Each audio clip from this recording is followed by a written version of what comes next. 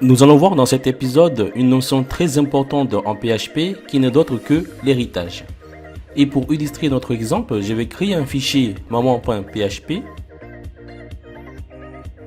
et je vais définir la classe maman. Je vais créer une méthode basique. Je mets public function salut, j'ouvre les parenthèses et les accolades et je mets juste un return de salut les gens. Et puis je vais instancier la classe maman. Je crée l'objet maman égale à new maman. Et là je fais $maman et j'utilise la méthode salut. Et là juste avant je mets un echo. Et sur le terminal je vais l'afficher. Je tape php maman.php et on voit bien salut les gens.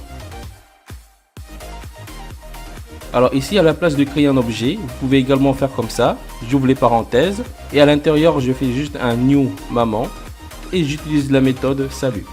Et là on n'oublie pas de faire un echo. Je réactualise. Vous voyez que c'est toujours la même chose. Bien. Maintenant je vais créer une autre classe qui va hériter tout ce qui contient dans la méthode maman. Pour cela je définis la classe fille. J'ouvre les accolades. Et là, pour que cette classe hérite de la classe maman, je mets juste instance de maman.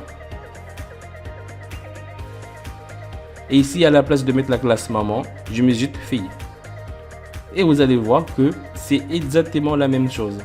Parce que ici, la classe fille va hériter toutes les propriétés et méthodes qui soient publiques ou protected de la classe maman. Vous allez voir que même si ici je remplace salut les gens par hey les amis, et que je réactualise, vous voyez que ça marche très bien. Je vais vous montrer comme ici la classe fille va hériter toutes les méthodes et les propriétés de la classe maman. Ici je vais créer une méthode coucou et là à l'intérieur je vais juste un return de vis salut, la méthode salut. Et là je remplace salut par coucou.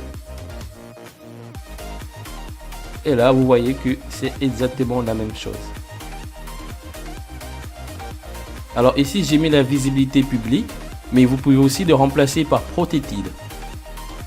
Et si j'actualise, ça marche super bien. Mais si je mets en privé, ça ne marchera pas parce que ici privé, cela veut dire que la méthode salut sera accessible seulement dans la classe maman. Mais si vous voulez redéfinir la méthode salut à l'intérieur de la classe fille, par exemple ici je remplace coucou par salut. Et là, je mets salut. Vous voyez qu'il y a un message d'erreur. Alors, ça ne fonctionne pas parce que ici, PHP voit déjà une méthode salut qui se trouve dans la classe fille. Du coup, il ne va pas s'embêter à aller chercher la classe mère.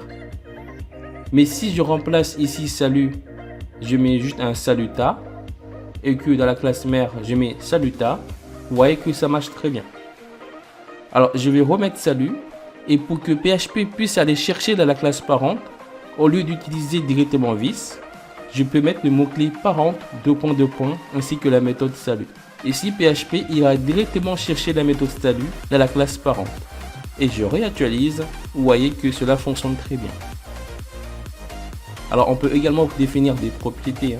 Par exemple, ici, je déclare la propriété public name, je mets Asia. Et là, dans la classe fille, je vais créer une fonction publique. Je mets myName. Et là, j'ai fait juste un return de salut, je m'appelle visName. Et là, je vais utiliser la méthode myName. Je réactualise. Vous voyez que c'est marqué salut, je m'appelle Asia. Et si je mets en protected, c'est exactement la même chose.